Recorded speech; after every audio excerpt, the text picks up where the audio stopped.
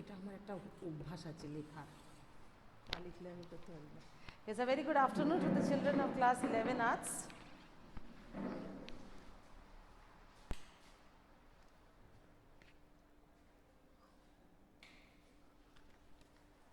A very good afternoon, children.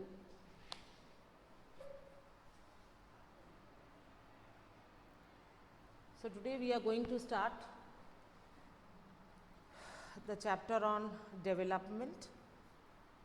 Yes, good afternoon to all of you.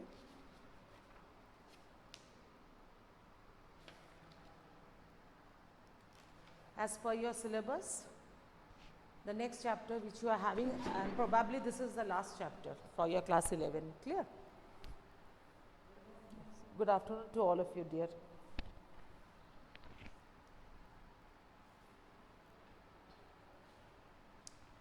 So you can, I've written already written on the board.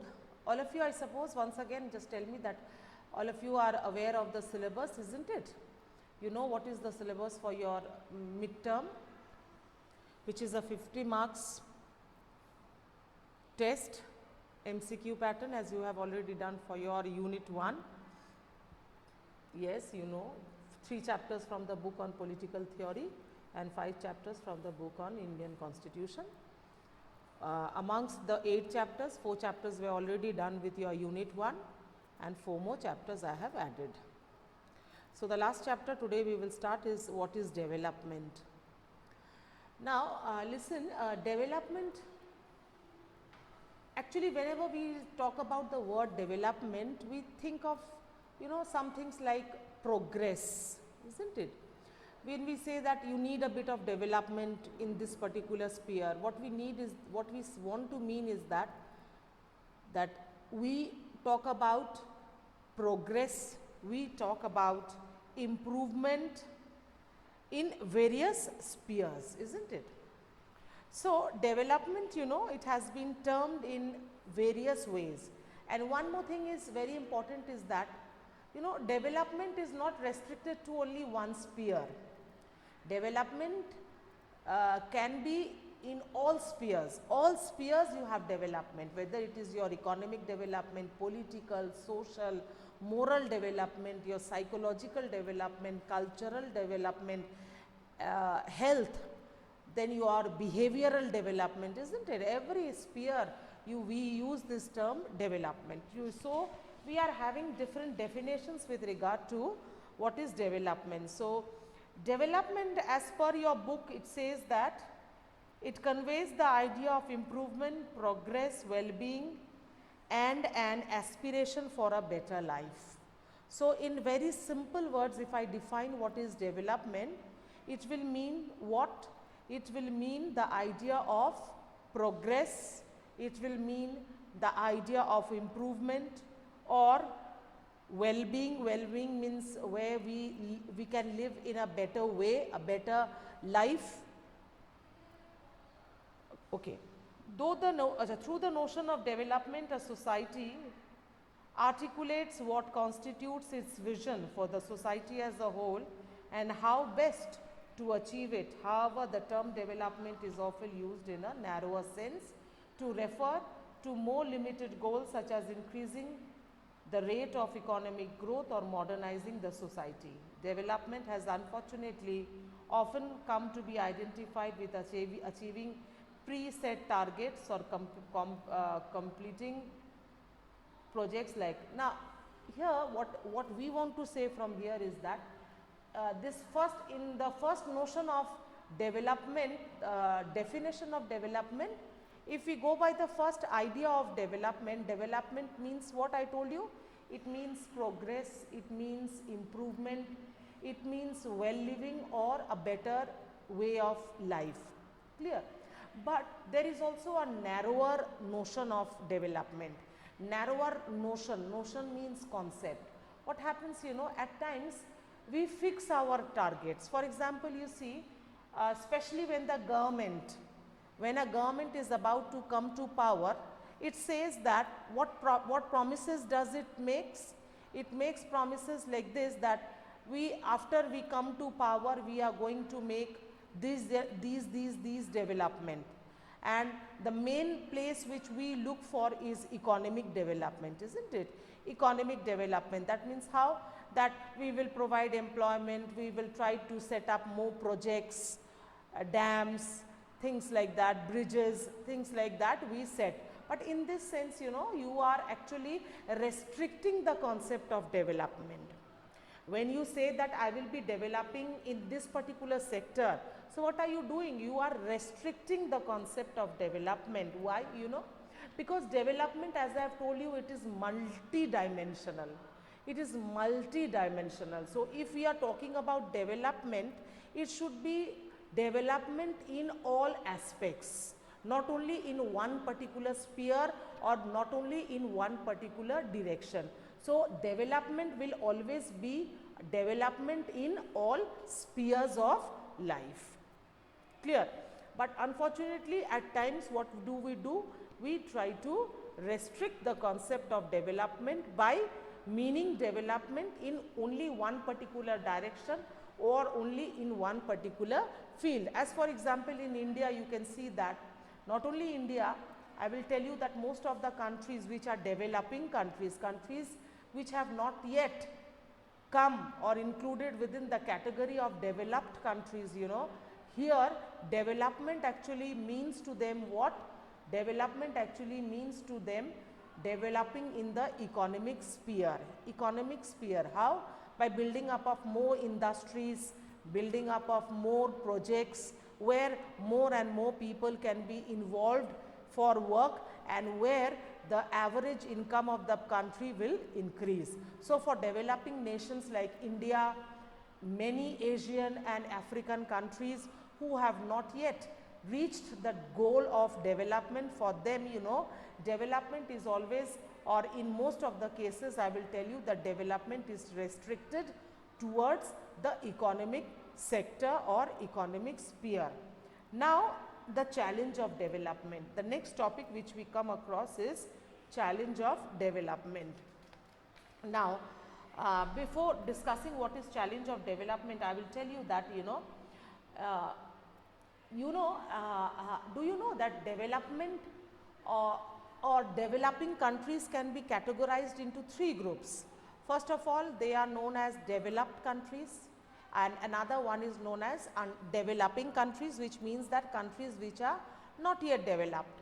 Now the question comes that means that why did I say three types? Why? Because developed countries are actually divided into two classes.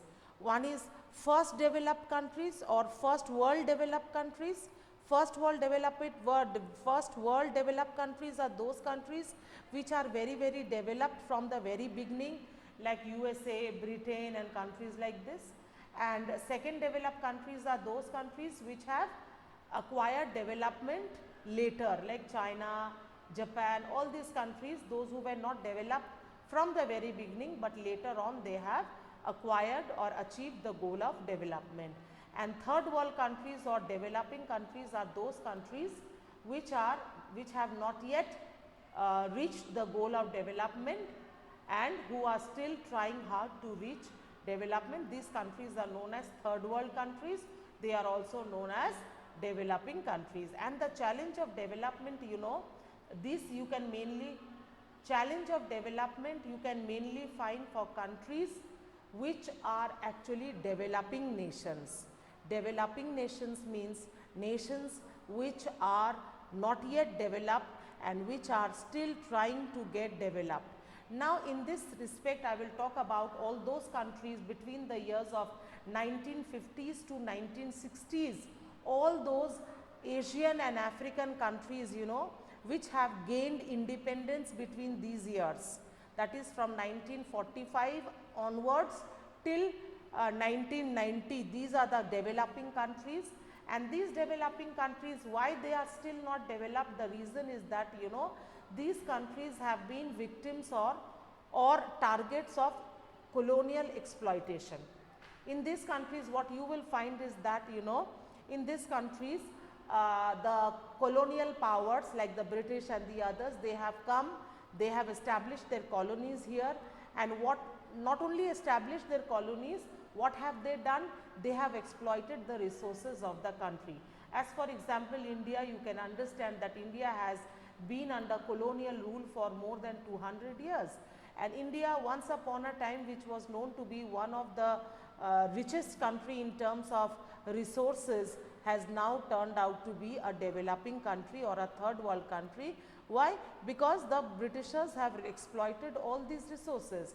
Now, what happens in these forms of countries, you know, the resources are exploited.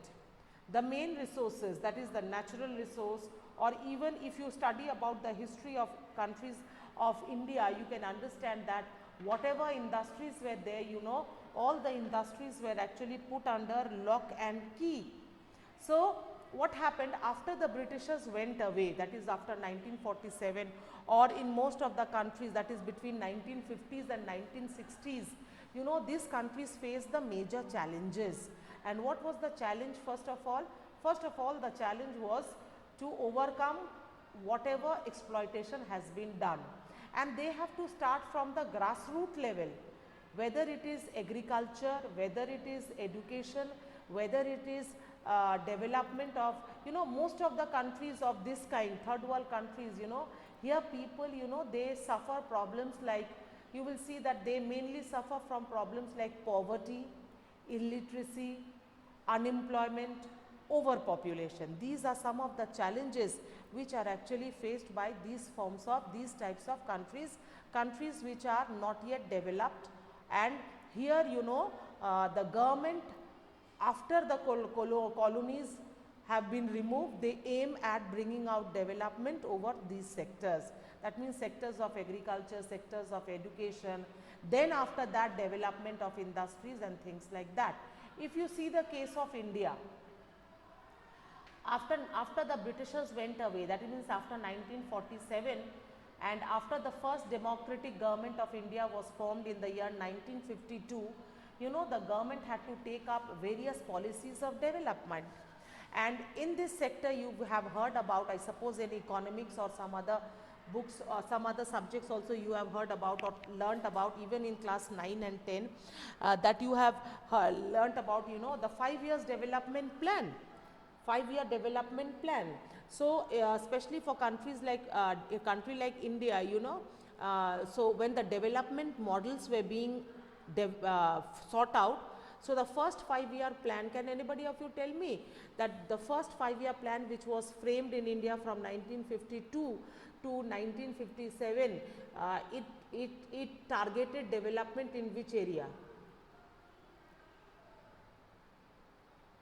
Do you have any idea that when after India became independent, after the Britishers have gone away from India and the 5 years plan for development have come up, you know, which was the first area where India wanted to bring about development through its policy of 5 years, 5-year plan, 5-year plan of development. Anybody has this idea?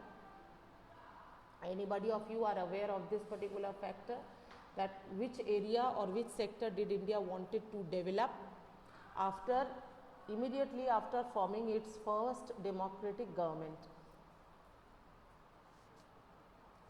Anybody of you have an idea?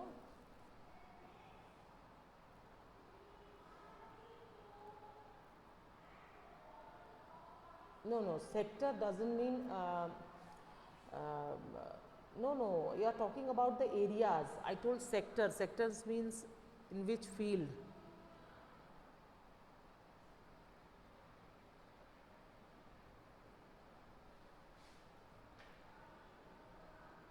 No, unfortunately, it was agriculture. Industries will be for the second one. Yes, primary sector, agriculture. Yes, agriculture. Under the first 5-year plan, you know, the first area where India wanted to bring about development was agriculture, because we all know that India is mainly an agricultural land, a land which where the economy is mainly an agrarian economy, isn't it? And under this 5-year plan, you will see that from between 1952 to 1957, the main focus was on the area of agriculture, and it was during this juncture you can find that important what to say, dams like the Bhakranangal project and others, many other programs like dams and many other irrigational facilities, because in India most of the farmers, they are dependent upon the rain, the monsoon rain. So what happens if the monsoon fails? You find that the whole agriculture the whole crop gets damaged, isn't it? So the government thought of bringing about development by setting up these kinds of projects like building up of dams for providing water for agriculture, that is what you call as irrigation. Then you see that better kinds of machineries were being used, and this was what India has tried to bring about in its first developmental project. That means first 5-year plan, it had thought about bringing about development in the agricultural sector. And although there was a lot of criticisms, there was a criticism that India is not yet developed, so instead of agriculture, industry should be given focus to. So it was in its second 5-year plan, that is from 1957 to 1962 onwards, you can find that main emphasis was provided on industry. Clear? And it is during this time you can know about that some of the biggest industries of India were set up, both private and public. Under the public sector, have you heard about or not, I don't know, the Chittaranjan locomotive works, that is for the railways. Then many private sectors like the Tatas, Birlas and things like that, it grew up. Clear? So in the second 5-year plan, you can find that industries were taken up for development, whereas in the third 5-year plan, it was a combination of both agriculture and industry. And after that, you have heard about the Green Revolution also of the 1980s, where agriculture was again given emphasis, and where you can find that, yes, some of them have mentioned very well that Punjab, Haryana, western parts of Uttar Pradesh, due to this Green Revolution, you can find that there was huge progress in the field of agriculture, especially in the production of wheat, not for all the crops or not for all the areas of India. It was mainly in those areas where wheat was grown. And together with that, you can find that for better development, new technologies have been used, and together with new technology, you know that several machines have come up where human labor can now be made an alternative to machine power, where much amount of work can be done in lesser time rather than what you can do for manual labor, that is by means of what to say, like doing it by own self, like working by your own hands, like plowing and things like that. It takes a lot of time, isn't it? So new technology came up which has further triggered means it has made a boost or given a boost to the development, and that was actually in the sector of agriculture, where new machineries were developed, introduced or invented, and new technologies were being used to promote development.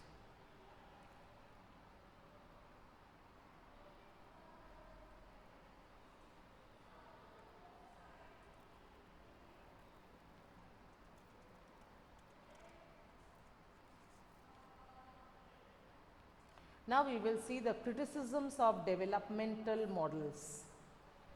We will see about the criticisms. Criticisms means what the development models which have been taken out. Just now I was talking about, like bridges are being constructed, dams are being constructed, industries, factories are being constructed, you know.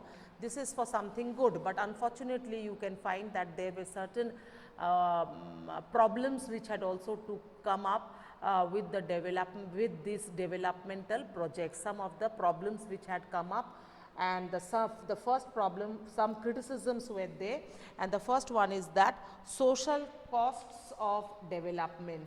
Social costs of development. Social costs of development, I can give you some very good examples, like just recently you have seen that the flyover in that closer to that station, Bardhaman station, has been constructed, yes or no? Now we are coming school by means of that flyover, yes or no? Yes. Those areas, you know, once upon a time, now from where the bridge, the flyover has been constructed, once upon a time you can find that there were many houses, many people used to live there, isn't it? So what happened? Now in order to construct that highway, because accidents were taking place and the bridge which you have there, it's a very old one and any day it can collapse. So what happened? You have to look for some other alternative. So the bridge was constructed, and as a result, what has happened? You know, many people's houses have to be what to say? I'll say that it has to be what to say? Oof, the word is not coming to me. It has to be demolished. Many houses had to be demolished. Why? Because you had to, this highway had, sorry, flyover had to be constructed. So what happened? Many people, you know, they have lost their homes. They have been displaced. Displaced means they have the place where they were living, their own homes, not only homes, their property, whatever property they had in that particular place, they are all gone, and whatever the government has given them, it's not enough in most of the cases. And one thing which is very unhappy is that, you know, for generation after generation they have lived there, and when they are removed from that place, so what happened? You know, emotionally they are also very harmed, isn't it? It's completely a different place, a different locality, and at times the amount of money which is given to them by the government is not enough. And not only that, you know, some people, those who were maybe living here, for example, I suppose many of you have heard about the Narmada Bachao Andolan. Have you heard about the Narmada Bachao Andolan? NBA? Yes. The Narmada Bachao Andolan was actually a dam which was to be constructed over the river Narmada in Gujarat. This is, you have heard the name of Medha Patkar also. She was one of the persons who had taken a lead role in this Narmada Bachao Andolan. You know, Narmada River, the valley of that river was actually, you know, it was inhabited by people, local people who were very poor, because, you know, valleys are not the property of anybody. So what they have done, they have constructed their houses, they used to live there, and they used to earn whatever from there by means of doing small patches of agriculture or depending upon the river Narmada. So when the government took this decision that a dam is to be constructed over the river Narmada, so what had happened, you know, thousands of people who were living on this Narmada valley, they had to be removed from there. All their huts, what they had, you know, they had to be they had to be demolished. They were socially displaced, and as they had no land of their own, because the land where they were living, it was their not own property, so they were displaced. No one was providing, the government was not providing them with land where they can build up their houses and they can stay. And the worst thing was that, you know, from the Narmada river, that was the main source of income. So the people have lost their employment, they have lost their homes, they were moving from place to place. That was a horrible juncture in Gujarat, and as a result you can find that you know, many people lost their households, many people lost their employment, and this was a very big issue. And one of the social workers, her name is, still today you will find her, Medha Patkar. She came up with this particular idea, and she was there fighting against the government under its policy of the Narmada Bachao Andolan. So development always does not have good effects until and unless proper arrangements are made for all. In the next class, I will do with environmental costs of development. Clear? And once again, I am telling you that as it is MCQ pattern questions, so what you have to do is that please go through the chapters in details. Clear? Thank you very much.